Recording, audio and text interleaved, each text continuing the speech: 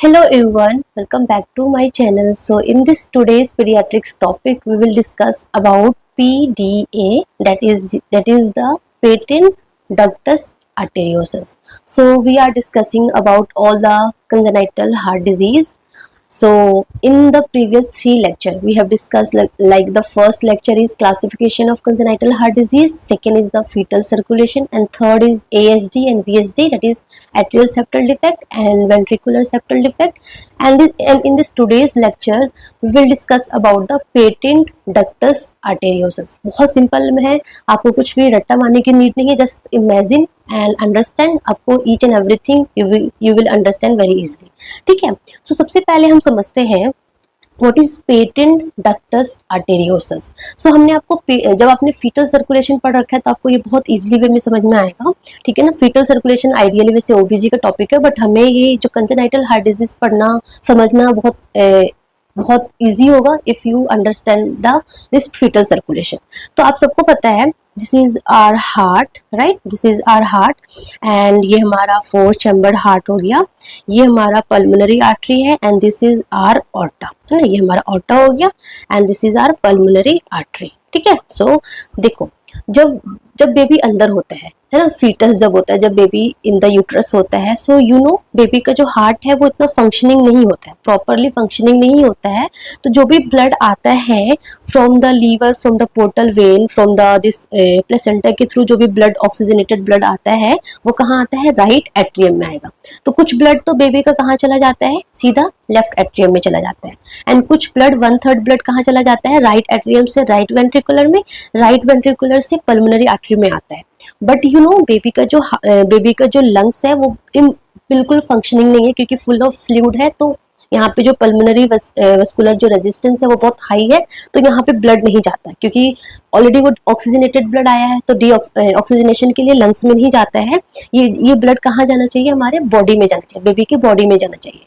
तो for that nature ने already एक रास्ता बना रखा है, दैट इज द रास्ता. तो सारा का सारा ब्लड जो यहाँ पे आया थ्रू पल्मोनरी आर्टरी, इस रास्ते के थ्रू ऑर्टा में चला जाएगा एंड ऑर्टा के थ्रू बेबी के पूरी बॉडी में चला जाएगा, है ना. सो that is the normal mechanism. But जब बेबी बाहर आएगा तो बेबी का लंग्स क्या हो गया? फंक्शनिंग करना स्टार्ट हो गया क्योंकि ऑक्सीजन इंक्रीज हो गया. बेबी रोएगा, क्राई करेगा, फ्लूइड बाहर जाएगा, स्क्यूज होगा एंड लंग्स जो है वो प्रॉपर फंक्शनिंग करने स्टार्ट हो जाएगा. तो अब नॉर्मली क्या होना चाहिए? ये जो भी ब्लड है वो सारा प्रॉपरली कहाँ जाना चाहिए? लंग्स में जाना चाहिए. लंग्स में वो ऑक्सीजनेशन होगा and then through pulmonary veins के थ्रू कहाँ जाएगा? हमारा लेफ्ट एट्रियम में जाएगा. So that is the ideal way, है ना. एंड ये जो रास्ता है वो क्या हो जाता है? क्लोज हो जाता है after birth. But in some baby क्या होता है कि ये जो रास्ता है ना, दिस रास्ता जो है वो क्लोज नहीं होता है एंड उसको हम बोलते हैं पेटेंट डक्टस आर्टेरियोसस. ये जो रास्ता नेचर ने बनाया था that is known as ductus arteriosus, है ना. एंड वो डक्टस आर्टेरियोसस जो है वो क्लोज नहीं हुआ. So that's why this name is patent ductus arteriosus. So इस कहानी से हमने क्या सीखा? इस कहानी से हमने ये सीखा कि patent ductus arteriosus is the abnormal connection. मतलब ये जब बेबी फीटस जब अंदर है, यूट्रस के अंदर है, then it is normal connection क्योंकि आप सबको पता चल गया नॉर्मल कनेक्शन क्यों है. बट जब बेबी बाहर आ गया तो ये कैसा कनेक्शन हो गया? ये एबनॉर्मल हो गया. दैट इज कंजेनाइटल डिफेक्ट है. So that is the abnormal connection between कहाँ से कहाँ है? That is pulmonary artery, that is the pulmonary artery and that is descending aorta. Very very important, है ना. descending aorta. So patent ductus arteriosus is the abnormal connection between the pulmonary artery and your descending aorta. तो first हमने ये पढ़ा, ठीक है, ये हमने पढ़ लिया. सेकंड हमारा क्या समझ में आ रहा है? सेकंड हमें ये समझ में आ रहा है कि जो लेफ्ट साइड ऑफ हार्ट है ना, यहाँ पे प्रेशर क्या होता है? हाई होता है comparison to your right side of heart, सबको पता है. तो क्या होगा? जो ब्लड यहाँ पे आया, यहाँ पे ब्लड आया, ऑर्टा में भी क्या है? प्रेशर ज्यादा है comparison to this pulmonary artery. तो ब्लड कहाँ से कहाँ जाएगा? From aorta to pulmonary artery जाएगा. सो ब्लड कहाँ से कहाँ जा रहा है? लेफ्ट टू राइट की तरफ जा रहा है. So that is your left to right shunt. अगर हम बात करें कि लेफ्ट टू राइट शंट और कहाँ कहाँ देखने को मिलता है, सब कुछ एक साथ पढ़ना है. लेफ्ट टू राइट शंट हमारा एएसडी में भी देखने को मिलता है, वीएसडी में भी देखने को मिलता है and third is your PDA. Patent ductus arteriosus. So ये सारे में बेबी को लेफ्ट टू राइट शंटिंग होती है, जो ब्लड है वो लेफ्ट टू राइट की तरफ जाएगा। तो बेबी कैसा होगा, साइनोटिक होगा या एसाइनोटिक होगा? सो of course this is a cyanotic congenital heart disease, क्योंकि जो लेफ्ट में जो ब्लड है वो कैसा है, ऑक्सीजनेटेड ब्लड है। तो ऑक्सीजनेटेड ब्लड इधर जा रहा है, बट ये डीऑक्सीजनेटेड ब्लड इधर नहीं आ रहा है, तो बेबी कैसा होगा, ए साइनोटिक होगा। ठीक है।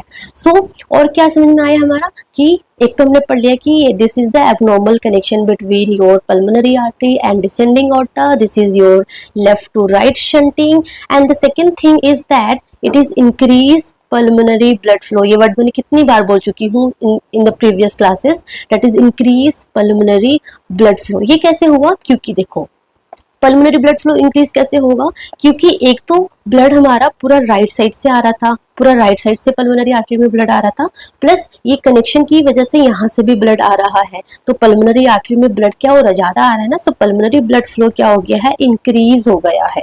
ठीक है, ओके। सो हमें समझ में आ गया, this is your left to right shunting, this is pulmonary artery and descending aorta के बीच में कनेक्शन होता है, that is known as patent ductus arteriosus, and it is increase pulmonary blood flow.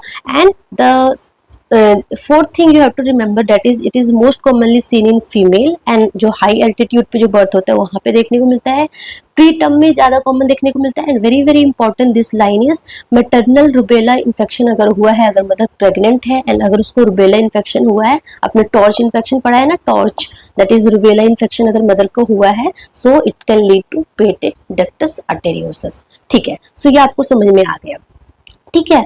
And जब हमने क्या बोला कि जब बेबी बॉर्न होता है ना, जब बेबी बाहर आता है, जब बेबी बाहर आता है तो क्या होता है, ऑक्सीजन इंक्रीज हो जाता है, ऑक्सीजन इंक्रीज हो जाता है, लंग्स फंक्शनिंग करना स्टार्ट हो जाता है, प्लस ये जो डक्टस आर्टेरियोसस को ना ओपन रहने के लिए क्या चाहिए, प्रोस्टाग्लैंडिन चाहिए, जो कि मदर फीटस जब अंदर होता है तो उसको मिलता रहता है प्रोस्टाग्लैंडिन, जब बाहर आता है तो प्रोस्टाग्लैंडिन नहीं मिलता है तो वो क्लोज हो जाता है, तो ऑक्सीजन हो गया, ब्रेडिकाइनिन हो गया, प्रोस्टाग्लैंडिन, ये सब कुछ क्या हो जाता है, कम हो जाता है, because of catecholamines, because of acetyl choline, है ना। तो ये सारा फैक्टर क्या करता है, डक्टस आर्टेरियोसस को क्या बोलते हैं, क्लोज करने में हेल्प करता है ना। Decrease oxygen, bradykinin, prostaglandin, catecholamines, acetylcholine, this will leads to closure of ductus arteriosus, है ना, not decrease oxygen, sorry it is increase oxygen, है ना।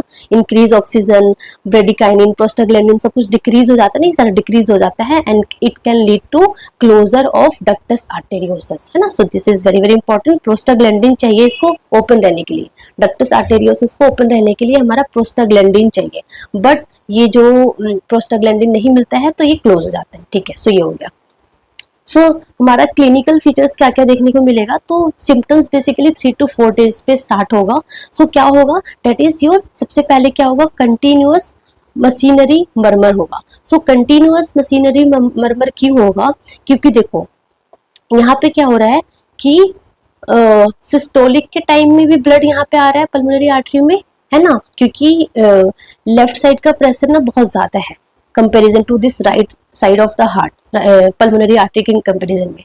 सो जब जब हार्ट कॉन्ट्रैक्ट कर रही है तो भी ब्लड यहाँ से यहाँ आ रहा है, तब भी ब्लड यहाँ से आ रहा है क्योंकि प्रेशर ज्यादा है ऑफ कोर्स, एंड जब हार्ट रिलैक्स कर रही है तभी भी जो लेफ्ट साइड जो ऑर्टा का प्रेशर ज्यादा है देन पल्मोनरी आर्टरी, तो during systole and during diastole दोनों टाइम जो ब्लड है इधर आ रहा है, एंड दोनों टाइम ब्लड इधर आ रहा है, and because of that very very important thing you will see continuous machinery murmur. Murmur कब होता है, जब कहीं पे टर्बुलेंस होती है, जब टर्बुलेंस होगा तो मरमर होगा। सो कंटिन्यूअस मशीनरी मरमर होगा, very very important sign. Second thing is paradoxical split S2 होगा, and there is delay diastolic murmur at mitral valve, है ना। सो माइट्रल वेल्व में डिले डायस्टोलिक मरमर होगा, डिले होगा, एंड क्या होगा, वाइड पल्स प्रेशर होगा। सो देखो एक तो हमारा सिस्टोलिक ब्लड प्रेशर क्या हो गया है, सिस्टोलिक ब्लड प्रेशर क्या हो गया है, इंक्रीज हो गया है, एंड जो डायस्टोलिक ब्लड प्रेशर है ना वो डिक्रीज हो गया, एंड हमारा पल्स प्रेशर क्या होता है, पल्स प्रेशर होता है systolic blood pressure minus diastolic blood pressure. So ये डिफरेंस क्या होगा, ज्यादा होगा, so that's why it is wide pulse pressure, है ना, वाइड पल्स प्रेशर होगा। So that is your wide pulse pressure देखने को मिलेगा। बाउंडिंग पेरिफेरल पल्सेस होगा, और काइंड ऑफ वाटर हैमर और कोरिगन पल्सेस देखने को मिलेगा। एंड उसके अलावा हमने देखा था कि यहाँ पे क्या हो रहा है, लेफ्ट टू राइट शंटिंग हो रहा है। सो ब्लड यहाँ से यहाँ ज्यादा आ रहा है ना, पल्मोनरी आर्टरी में ब्लड ज्यादा आ रहा है तो लंग्स में ब्लड ज्यादा जा रहा है ना। सो बिकॉज ऑफ दैट बार बार वहां पे ब्लड आ रहा है। सो बिकॉज ऑफ डैट आपको रेस्पिरेटरी ट्रैक्ट इन्फेक्शन बहुत कॉमन देखने को मिलेगा। बेबी में डिस्पनिया हो गया, शॉर्टनेस ऑफ ब्रेथ हो गया, टेकिपनिया हो गया, टेकिकार्डिया हो गया, ये सारे सिम्टम्स देखने को मिलेगा। एंड फेलियर टू थ्राइव, क्योंकि बेबी को बार बार रेस्पिरेटरी इन्फेक्शन हो रहा है, बेबी को बार बार न्यूमोनिया हो रहा है, बेबी बार बार हॉस्पिटल जा रहा है। सो बेबी प्रॉपरली फीड नहीं ले पा रहा है, सो बेबी की हाइट, बेबी का वेट नहीं बढ़ेगा, तो फेलियर टू थ्राइव है ना। सो ये सारे सिम्टम्स देखने को मिलेगा। This is very important. Continuous machinery murmur and delayed diastolic murmur at mitral valve, ठीक है ना। So wide pulse pressure, this bonding peripheral pulses होगा, क्योंकि systolic blood pressure बहुत ज्यादा है तो bonding peripheral pulses, water hammer, Corrigan pulses, so ये सारा साइन देखने को मिलेगा, ठीक है ना। अब क्या हुआ, अब आपको धीरे धीरे कॉम्प्लिकेशन में क्या होगा, कॉम्प्लिकेशन में ये होगा कि ये जो हमारा हार्ट है, ये जो हमारा हार्ट है, दिस इज आवर हार्ट। तो क्या हुआ, एक तो हमारा ब्लड यहाँ से आ रहा है, यहाँ से ऑक्सीजनेटेड ब्लड आ रहा है, एंड यहाँ से आ रहा है, ठीक है, यहाँ से आ रहा है, यहाँ से ब्लड आ रहा है, प्लस ये जो कनेक्शन है यहाँ से भी ब्लड आ रहा है। मतलब कि पल्मोनरी आर्टरी में ब्लड भर भर के आ रहा है। अब आप खुद सोचो, एक ऐसा टाइम आएगा कि धीरे धीरे जो पल्मोनरी आर्टरी है ना वो खराब होने लग जाएगा, ये जो रास्ता है वो क्या होने लग जाएगा, ब्लॉक हो जाएगा। क्योंकि देखो, आप ऐसे सोचो कि कोई रोड है जहाँ पे बहुत ज्यादा ट्रैफिक, बहुत ज्यादा जो व्हीकल्स जा रहे हैं, बहुत ज्यादा व्हीकल्स, बहुत ज्यादा लोग जा रहे हैं। तो धीरे धीरे at the end of time क्या होगा कि वो रोड जल्दी खराब होएगा। तो पल्मोनरी आर्टरी की इतनी कैपेसिटी नहीं है, यहाँ पे ब्लड बहुत ज्यादा आ रहा है, तो पल्मोनरी आर्टरी धीरे धीरे क्या होने लग जाएगी, खराब होने लग जाएगी, स्टेनोस होने लग जाएगी, खराब होने लग जाएगी। सो क्या होगा, पल्मोनरी आर्टरी हाइपरटेंशन होगा, इसमें प्रेशर बढ़ जाएगा, ठीक है ना। So pulmonary increase pulmonary blood flow, pulmonary atresia होगा, पल्मोनरी स्टेनोसिस हो जाएगा, एंड पल्मोनरी आर्टरी हाइपरटेंशन हो जाएगा।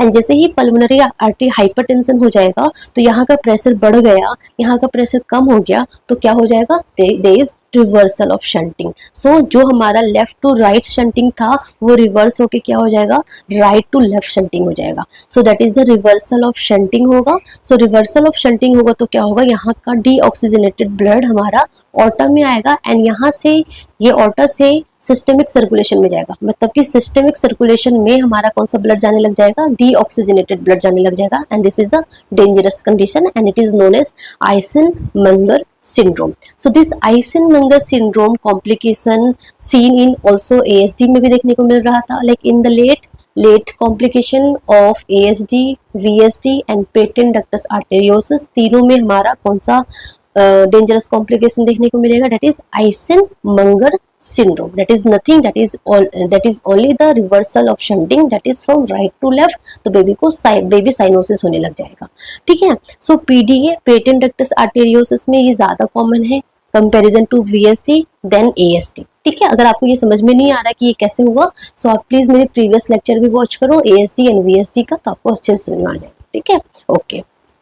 उसके अलावा क्या होगा, हमारा जो लेफ्ट एट्रियम है ना, left atrium, this left atrium, left ventricle hypertrophy होगा। देखो ASD में एट्रियल सेप्टल डिफेक्ट में हमारा राइट एट्रियम और राइट वेंट्रिकल दोनों क्या हो रहा था, हाइपरट्रॉफी हो रहा था, ठीक है।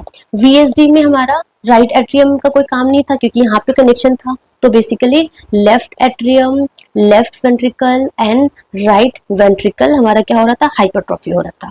इन पेटेंट डक्टस आर्टेरियोसिस में कनेक्शन यहाँ पे भी नहीं है, यहाँ पे भी नहीं है, कनेक्शन कहाँ पे है, यहाँ पे है। सो ये एंड ये right atrium and right ventricle hypertrophy नहीं होगा, बेसिकली कौन होगा, left atrium and left ventricle hypertrophy देखने को मिलेगा, प्लस हार्ट फेलियर हो गया उसकी वजह से, ठीक है ना। सो हार्ट फेलियर, सो ये सारा कॉम्प्लिकेशन देखने को मिलेगा, हार्ट फेलियर हो गया, left atrium, left ventricular hypertrophy, ठीक है ना।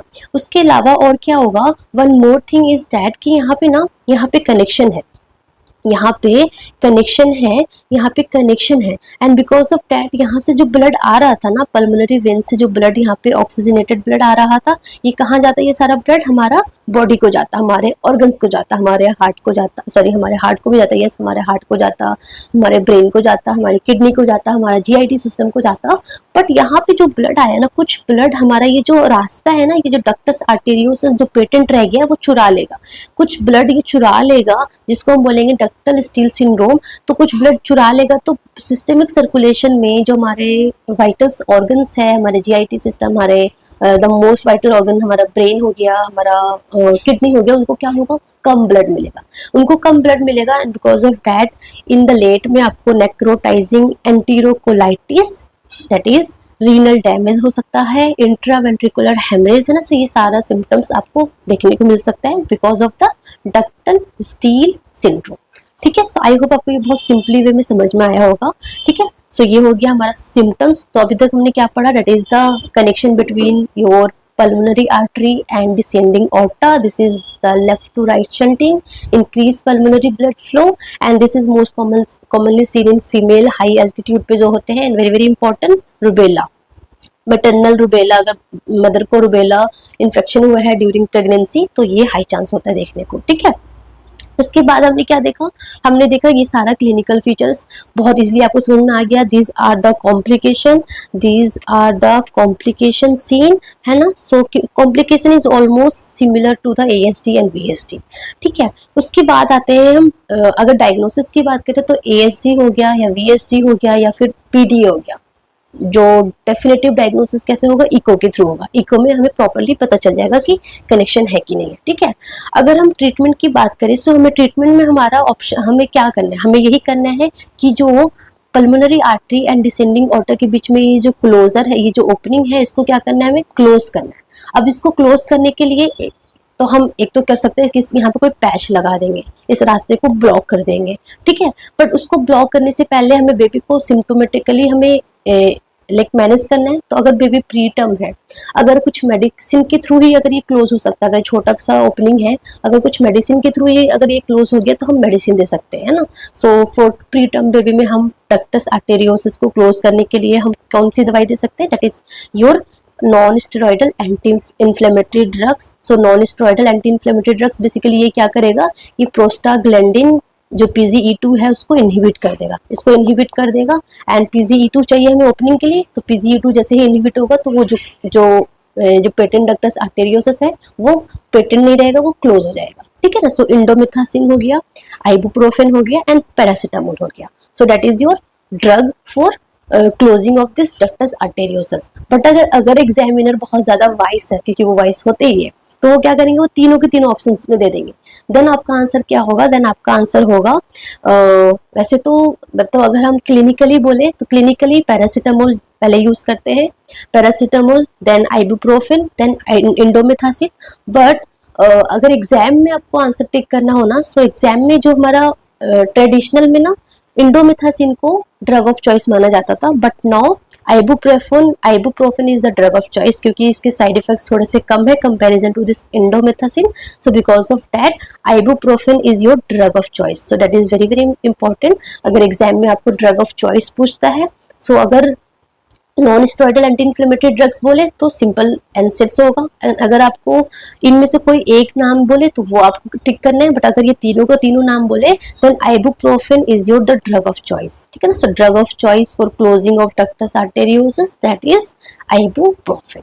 ठीक है, so ibuprofen is the drug of choice and you know this is non steroidal anti inflammatory drugs. So अगर बेबी को थ्रोम्बोसाइटोपिनिया है, मीन्स प्लेटलेट अगर लेस देन 60,000 है, या फिर अगर बेबी को कहीं से ब्लीड हो रहा है, bleed from like stool, bleed from like sputum, है ना, यूरिन में ब्लीडिंग हो रहा है, तो ये कॉन्ट्राइंडिकेटेड होगा। सो कॉन्ट्राइंडिकेशन क्या क्या है, थ्रोम्बोसाइटोपिनिया लेस देन 60,000, अगर क्लिनिकली ब्लीडिंग हो रहा है like blood in stool, urine से स्टूल हो रहा है, यूरिन से ब्लड आ रहा है, कहीं से ब्लड आ रहा है, तो ये कॉन्ट्राइंडिकेटेड होगा। अगर सीरम क्रिएटिनिन भी अगर मोर देन 1.6 mg/dl है तो भी ये कॉन्ट्राइंडिकेटेड है। यूरिन आउटपुट अगर लेस देन 1 ml पर kg पर आ रहा है तो भी ये कॉन्ट्राइंडिकेटेड है। या फिर अगर नेक्रोटाइजिंग एंटीरोकोलाइटिस हो गया, इंट्रावेंट्रिकुलर हेमरेज हो गया, तो भी ये क्या है, दैट इज कॉन्ट्राइंडिकेटेड, तो ये आपको पता होना चाहिए, ठीक है। So that is the kind of medical management, है ना। अगर हम इसके बाद भी आपने ये मेडिसिन दे दिया, स्टिल बेबी का जो डक्टस आर्टेरियोसिस है वो क्लोज नहीं हुआ, then the definitive management that is the surgical, कि सर्जिकली हम क्या करेंगे, उसको क्लोज कर देंगे, उस रास्ता को ब्लॉक कर देंगे। तो सर्जिकल में हम क्या करते हैं, कॉइलिंग, जो कॉइलिंग या फिर ऑक्लूडर डिवाइस होता है उसको हम वहां पे डिप्लॉय कर देते हैं, जो पेटेंट रास्ता है वहां पे डिप्लॉय कर देते हैं, like that. So this is the surgical coiling type का होता है ना। ब्लॉकिंग होती है वो फिमोरल वेन के थ्रू, फिमोरल वेन के थ्रू मतलब इंट्राकार्डियक जाएगा वेन्स के थ्रू, ठीक है, एंड वो जाके जहाँ पे ओपनिंग है उसको जाके ऑक्लूड कर देगा, है ना। So this is the image, है ना, yes. So this is the image of that. तो फर्स्ट तो हमारा ये हो गया। या फिर हम क्या कर सकते हैं, अगर बहुत वो जो ओपनिंग है वो बहुत बड़ा है, अगर वो कॉइलिंग या फिर ऑक्लूडर डिवाइस से क्लोज नहीं हुआ है, तो क्या करेंगे, ओपन हार्ट सर्जरी करेंगे, प्रॉपरली ओपन करेंगे, जहाँ पे वो ओपनिंग है उसको प्रॉपरली क्या करेंगे, लाइगेट कर देंगे, है ना, सो टाइट ऑफ कर देंगे, वहाँ पे क्लिपिंग या फिर सूचर वगैरह लगा के उसको क्लोज कर देंगे। सो मतलब मेन मैकेनिज्म क्या है, मेन हमारा मोटिव क्या है कि इसको क्लोज करना। या तो आप कॉइलिंग या फिर ऑक्लूडर डिवाइस लगा दो, या फिर अगर बहुत बड़ा है तो ओपन हार्ट सर्जरी करके लाइगेट करेंगे, उस एरिया को टाइट ऑफ कर देंगे, है ना, क्लिपिंग कर देंगे या फिर सूचर्स लगा देंगे। So this drug is very very important, ठीक है। And this slide is something very very important. इसमें आपको पूरा का पूरा clinical features and this complication आपको बहुत इजीली वे में समझ में आया है, ठीक है। And what is PDA, that is the simple way में बोले that is the connection between your pulmonary artery and the descending aorta, very simple. So I hope आपको ये टॉपिक बहुत इजी वे में समझ में आया होगा। Okay, so that's all about today, thank you so much, all the best.